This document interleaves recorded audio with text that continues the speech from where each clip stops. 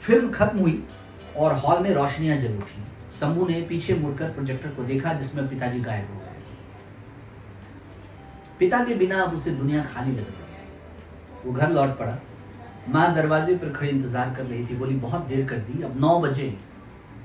Picture और लंबी होती तो मुझे और अच्छा लगता। तुम्हारी सोच गलत है माँ, तुम्हें पिक्चर देखनी चाहिए। खाना खाते हुए वो बोलता ही रहा, पिताजी बिल्कुल इसी तरह चलते थे, इसी तरह गाते थे, बिल्कुल इसी तरह। माँ चुपचाप सब सुनती रही। तुम कुछ बोल क्यों नहीं रही माँ? क्या बोलूं बेटा, तुम्हें पिक्चर पसंद नहीं है? उसने जवाब नहीं दिया। उल्टे पूछने लगी, तुम कल फिर ये पिक्चर देखने जाओगे? जरूर जाऊंगा, जा सका तो जब तक पिक्चर चलेगी जाता रहूंगा। तुम मुझे रोज 4 आने देती रहोगी? दूंगी। रोज दोनों शो देखूं तो भी दोगी? दोनों नहीं, दोनों देखोगे तो पढ़ाई गया होगा। एक दिन तुम भी जरूर चलना। हरगिज नहीं, मैं नहीं जाऊंगी। अगले 1 हफ्ते तक हर रोज शंभू 3 घंटे पिता के साथ रहता और शो खत्म होने पर बहुत दुखी होता। रोज का ये अलगाव उसे अच्छा न लगता। वो तो दोनों शो देखना चाहता था, लेकिन माँ पढ़ाई को जरा ज्यादा ही महत्व देती है। समय बहुत कीमती होता है, ये बात माँ नहीं समझती। पढ़ाई तो फिर भी कर ली जाएगी, पर पिता तो फिर नहीं आएंगे। उसे उन लोगों से हमदर्दी होती जो रात को पिक्चर देखने आते थे।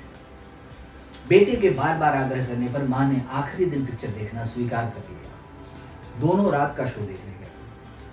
वो औरतों के क्लास में बैठी। पिक्चर देखने के लिए उसे बहुत हिम्मत जुटानी पड़ी थी। जब तक पर्दे पर ट्रेलर और विज्ञापन दिखाए जाते रहे वो आराम से देखती रही, लेकिन जब पिक्चर शुरू हुई तो उसका दिल तेजी से धड़कने लगा। उसका पति पर्दे पर अपनी बीवी से बात करता, बच्ची के साथ खेलता, गाता, चलता फिरता, कपड़े पहनता।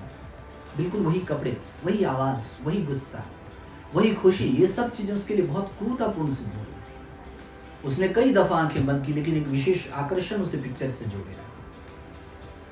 दुख और कष्ट का भी अपना आकर्षण होता है। फिर एक दृश्य आया जिसमें वो कुर्सी पर बैठा अखबार पढ़ रहा है। कितने ध्यान से वो अखबार पढ़ता था, बिल्कुल डूब ही जाता था उसमें। और शादी की जिंदगी में कितनी दफा वो उससे इसके लिए लड़ी झगड़ी थी। आखिरी दिन भी खाने के बाद वो कैनवास की कुर्सी पर इसी तरह अखबार पढ़ रहा था। उसके हाथ में अखबार था और ये देखते ही वो अपने आपा खो बैठी थी। तुम और तुम्हारा अखबार, इससे अच्छा है कि मैं कहीं जाकर सो जाऊं। और ये कहकर वो चली गई थी। जब लौटी तो देखा कि वो कुर्सी पर लुढ़क गया है और अखबार से उसका मुंह ढका हुआ है। ये दृश्य वो बर्दाश्त नहीं कर सकी, वो सुबकने लगी। शंभू दूसरी तरफ मर्दों की क्लास में बैठा पिता के अखबार पढ़ने का दृश्य देखकर खुश हो रहा था। अब लड़की आएगी और पूछेगी कि क्या पढ़ रहे हैं। फिर और भी बहुत से सवाल करने लगेगी